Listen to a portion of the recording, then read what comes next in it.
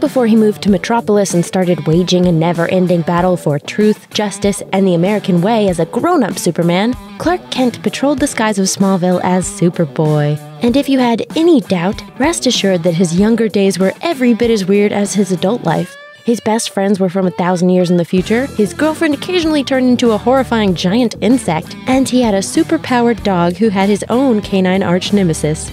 But the most messed up part by far is how he officially made the switch from Superboy to Superman. Was it when he turned 18? When he went to college? When he moved out of his parents' house and got a place in the big city? No. It was when he lost his virginity to a woman who had been brainwashed by a robot teacher from space that his dad made. Obviously. The story was told in 1977's DC Superstars number 12, one of a handful of issues about the Teacher, a Kryptonian robot who had first appeared 20 years earlier. In that original story, his purpose was to guide little Kal-El and make sure he knew how to properly use his superpowers, and like a lot of stories of that era, it involved the Teacher lying constantly in order to set up a last-minute plot twist. Keep that in mind, it's going to be important in a second.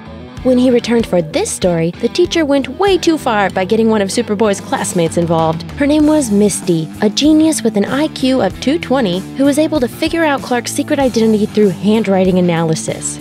When she revealed her discovery, though, she promised not to tell anyone, and instead, the two teenagers shared a passionate embrace, which led directly to a scene the next morning where Ma and Pa Kent mentioned that Clark's bed hadn't been slept in. They offered up the explanation that he must have gone out in an early morning patrol, but let's be honest here, that was absolutely just added in so that this issue could sneak past the comics code. It gets worse. It turns out that the entire thing was orchestrated by the Teacher to find out what would happen if Clark had to watch someone he loved die in front of him. And Misty didn't just die, she was accidentally murdered by a Sasquatch. Classic teaching method.